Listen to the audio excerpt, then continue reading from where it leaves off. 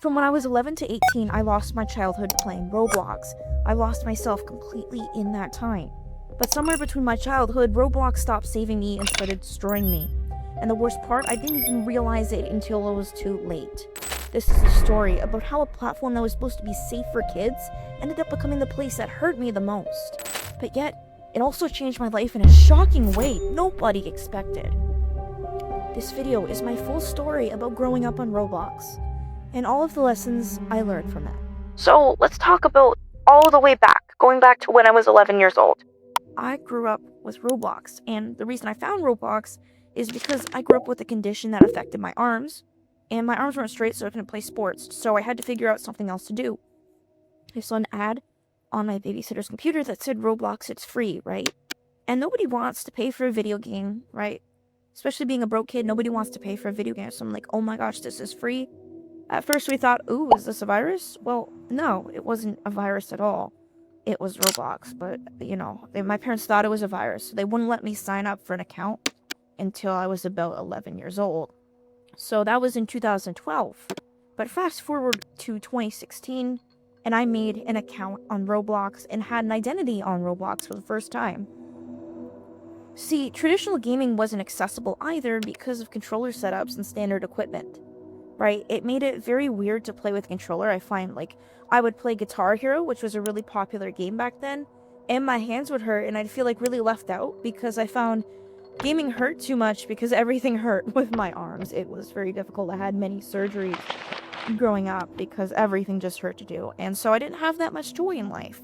But Roblox became the one place I could actually participate and feel normal in. Let's talk about the first ever games that I loved. And when I started off in Roblox, I remember the first game I played was Build to Survive. Build to Survive was interesting to me. I thought it was really cool how it was we have Build to Survive Dwayne Johnson now. We have other games that are Built to Survive, but this was 2012 Roblox, and I thought this was revolutionary because I was obsessed with Minecraft, watching Stampy, I was watching Dan T.Gam, and I'm like, oh my gosh, this is basically Minecraft but free, right? Built to Survive reminded me of Minecraft, and that's why I really, really loved it. And for numerous years, I played in guest account a lot of Built to Survive games up until 2016.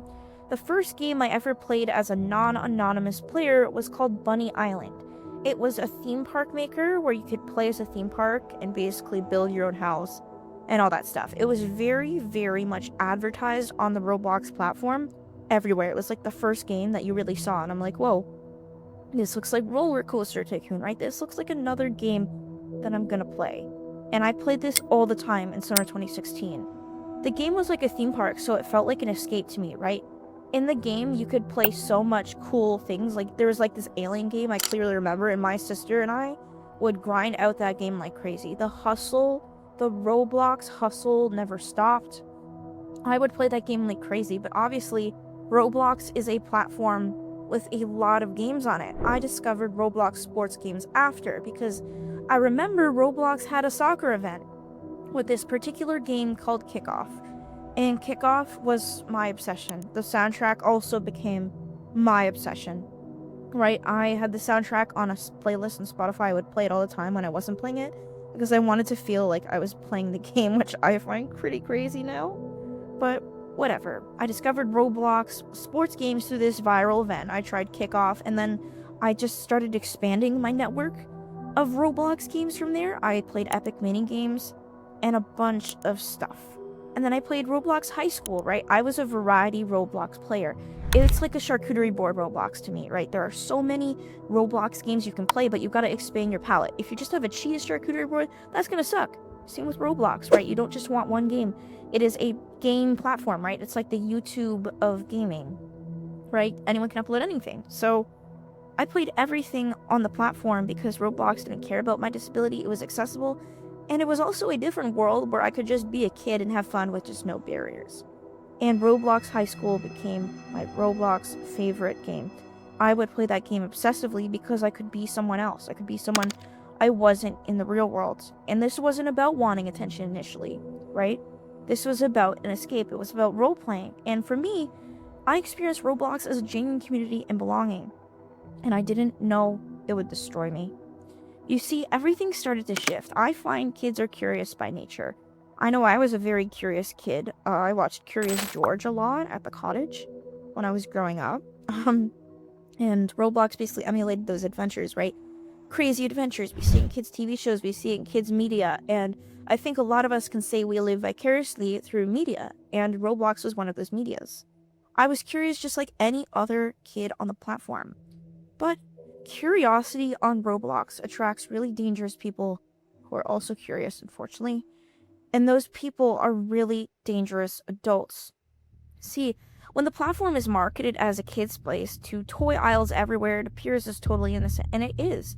Roblox should be an innocent place where kids should be able to play games. But there were platforms before it that were exclusively for kids and didn't necessarily have these issues because they only had safe chatting, right? I grew up with a platform called Moshi Monsters, Animal Jam. These were games specifically made for kids. But the thing about Roblox is it featured other things different, right? There was this one game I remember that Minitoon made before he made anything else. And it was a shooter game, and I'm like, yeah, that's what makes Roblox a huge variety, and that is a great thing for a gaming platform to have so many things on it. But also, the same innocence that it's marketed with in the Roblox toy aisles makes it a perfect hunting ground for predators. And this is what really affected me growing up. See, I went into secret accounts to access boys and girls hangouts. I didn't have my main, I had my other account. And kids went in there to roleplay, to go on fake dates, and to explore without being caught. And I thought I was a kid just being normal kid stuff, right? I was not role-playing dating or anything. I wanted to be the teacher character, right? In Roblox High School, I wanted to be the teacher character, and there was a teaching school, right? I wanted to be in the daycare and be a teacher. The role I always played in Roblox High School was a mean teacher, and that's all I wanted to do was role-play being this mean teacher, right? The mean teacher that's like, oh, you know what, you gotta read a bunch of history today. But that's the thing, I thought it was just being a kid doing normal kid stuff, and that's the way it should be, you know? The way it should be is that you're a normal kid doing normal kid stuff. But predators were there because they specifically knew kids like me would be curious, right? They weren't who they said they were on Discord, and they were definitely not kids. They were adults with intentions I didn't understand back then. As a kid, you view the world through a very innocent light, okay? Even in a lot of religions, it's said that children view the world through an innocent light, right? Because you don't know the world, you don't have life experience, you don't know things like I do now when you're 21. And I think you grow as you age, but when you're a kid, you don't have that knowledge, right? There's a reason why you have parents to protect and guide you. At least most of us do, right? And that's because we don't understand that these people are adults with intentions I still don't understand. Roblox made it easy for these bad people because Roblox marketed itself as safe and innocent for kids. And the platform has no real moderation in games like Boys and Girls Hangout, right? You'd press the report button to a moderator and an adult would show up, but this adult isn't verified in any way, shape, or form, right? We don't know who this adult is, and unfortunately, adults can be whoever they wanted to be, right? Just as I could be whoever I wanted to be.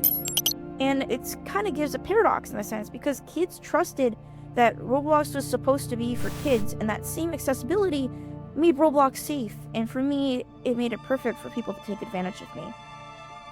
I got caught up in a lot of spaces I shouldn't have been in, and I definitely realized that I was not alone, right? A lot of kids were targeted the same way. I decided to do something about it later that I'll talk about in the video, but I didn't recognize playing Roblox innocently as dangerous at the time. Looking back now, I realize how much damage this caused me as an adult. I blame myself a lot for what happened to me as a kid. I talk about it in the documentary I'm in. I cried, and they put this scene in the documentary even when I didn't want them to. But they explained it to me why I wanted it to be put in. I gave them consent to put in this scene of me crying about my experiences about Roblox. See, the documentary was about Roblox, but I do blame myself for a lot of what happened, and I've done everything to ensure that it won't happen to kids like me again. Now let's talk about what happened. In high school roleplay games, there's often this trope, right? Like I said, I wanted to be the teacher. but there's a trope where the teacher gets with the student, right? This happens in shows, right? Riverdale, it happens everywhere, but it was also normalized on Roblox too. And people wanted to play really weird scenarios, and I was young enough to think it was just a part of the game, right? And I really refused these scenarios at first. I'm like, no, I just want to be a teacher, man. I just want to be that history teacher that assigns a million things I manifest destiny, or the American Civil War, or, Canadian history, or world history. Everyone wanted to have these weird, scenarios that just I didn't see at the time as nefarious, but they are nefarious. I think if you're role-playing in a space that's not appropriate for that, that's nefarious. And I seem to have participated because other kids were doing it, and it seemed like normal roleplay, right? I was 11 years old when I did this. But looking back, these spaces were full of adults seeking out kids in specific to perform these scenarios. I saw weird content as a kid I shouldn't have seen. I was exposed to things that damaged me because I understood relationships and growing up, but I didn't understand them fully. I was still a child. And I was just trying to participate in what seemed like normal games, right? High school, that's a normal game, but condo games and other Roblox spaces had very explicit content constantly, and I would constantly find myself being teleported via hack in these games, and it was weird because I couldn't escape it without leaving the platform entirely. When I was 12 years old, I came across Green Lego Cat's 123 videos about Roblox trolling, and his content was specifically at that time about calling online dating out and predatory behavior, and seeing his videos made me realize that the behavior I was essentially participating in as an 11, 12, 13-year-old was actually bad, and I recognized that I was seeking attention in healthy ways that I didn't necessarily get at home. The exposure caused me real psychological damage that I'm still unpacking. But I became a protector. My story is not like most, where most people just move on. I became a national star, and I'm literally not kidding. I am in a national documentary. I decided to make videos documenting these predators when I was 14 years old using OpenCut software, and I would troll online daters on Roblox, and I thought I was doing good, okay? I would even make these commentary videos about this predator was bad, right? etc. But it felt weird while I was doing it because I was the kid taking on a role of the protector of a platform. I was a child, and yet I was going all these places that I didn't want to be my job, but it had to be because no one else was doing it at the time. This was 2016. There were maybe 3 popular YouTubers who were talking about the entire thing who had media reach, and I felt responsible for keeping other kids safe when that wasn't my job. Adults weren't protecting Roblox, so in my mind, I had to. By age 13, I knew that something was off about what I was doing. I knew that it felt awful and I couldn't justify doing it without help. And I realized that I developed a weird understanding of what goes on Roblox from roleplay and what I had. And the escape mechanism that helped me survive as a kid, it was also hurting me in a lot of ways. I spent years of my childhood as the protector instead of just being protected. And I carried adult responsibilities when I was just a child. I was forced to see really weird content and strange people trying to help. I shouldn't have been exposed to extreme content when I was a child. I wanted to help other kids understand what I've been through and provide a free educational resource. I still refuse to take royalties on this documentary because it's not right to make money off trauma, and I want it to be as free and accessible as possible, which is why I signed the contract. I said I do not want this being sold. I want it as free and accessible as possible and providing resources that can help other kids and possibly prevent what I went through. I signed that contract thinking it would help, and I committed to 4 years of filming. But when I was 16 to 20, we filmed nonstop this Roblox documentary about predators. And a lot of things happened in this documentary. It's a great documentary. I'm very, very thankful to the film crew who helped me make it.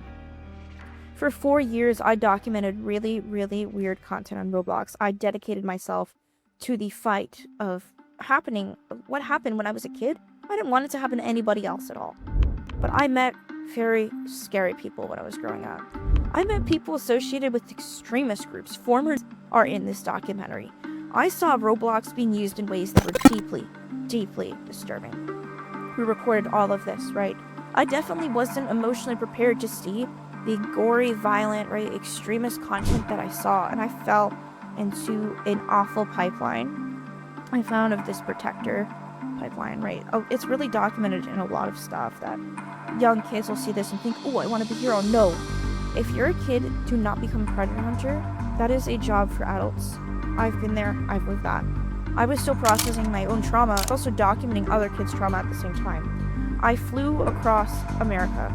Okay, I flew across America.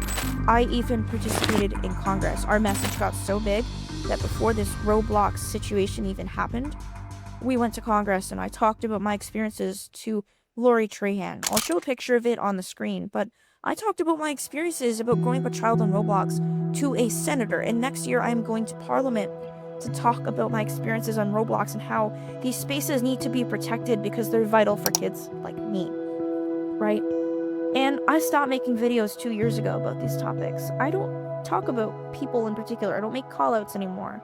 I took on I'm not going to let these kids sit by and something bad happens to them. I lived with so much guilt because nobody else was protecting Roblox. And I felt obligated to step up. The documentary released last year, the day before my 20th birthday. And it was really inspiring to me because kids came up to me and thanked me. Ooh, speed, don't cry. Yeah, but really, I cried. It meant a lot to me that these kids were able to be seen, and I was able to protect them. I was able to be a vetted, verified adult. I still am. Everything about me is public on the internet because I want kids, parents to be able to trust me. I do a lot of volunteer work because of what I learned on Roblox, that these spaces need to be protected. I do a lot of digital safety media work and digital literacy work to teach kids about digital safety. But last year, Roblox taught me a huge lesson that I need to spread my creations with other people. And so last year, on October the 21st, 2024, I spoke in front of 3,500 people on a stage in Toronto about my experiences growing up. That's that video. And I shared this story about how Roblox both saved me and damaged me, right? What this taught me, let's talk about what this taught me. I realized that I became more of a diverse person because of these experiences. I became a more empathetic person when I was a kid because of dealing with harassment in toxic communities. But it made me more empathetic. I wanted to help people like me who were going into Roblox games, right? Bad stuff would be happening to them. I wanted to help people like me, and I understood what it was like to be made fun of in Roblox chat. I understand how it was like to be exploited, targeted.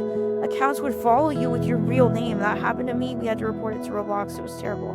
Neurodivergent kids, and especially autistic kids, constantly bullied in Roblox games. We're seeing this with the Roblox retro slots trend. We're seeing this with a bunch of trends, but my own experiences made me want to protect others from the same pain I grew up with on Roblox. I still do. I'll be linking these resources in a pinned comment. Please check them out. Yeah, a lot of bad things happened in my life when I was a kid, right? A lot of bad things happened in my life. You look at me now, growing up on Roblox. I grew up on Roblox and I still continue to play Roblox because I made up enough money to pay off my college. In cash, I made over $100,000, and I want to do Roblox as my career. That is how much this platform means to me. I want to protect it no matter what. And the way of protecting it is understanding that a lot of kids like me grew up on Roblox and relied on these spaces, right? So it's important that they have safe adults who are verified, vetted, and are honest about themselves, so that way they can continue to be safe in these spaces and have an escape when they don't feel like they have that in real life. Right? Being treated badly on Roblox and games understands with me and resonates because it makes me understand how much words can hurt. And I'm a protector now. I learned I'm more resilient than I ever thought I was. I learned I survived things that could have destroyed me, and I have value beyond what internet Roblox people think.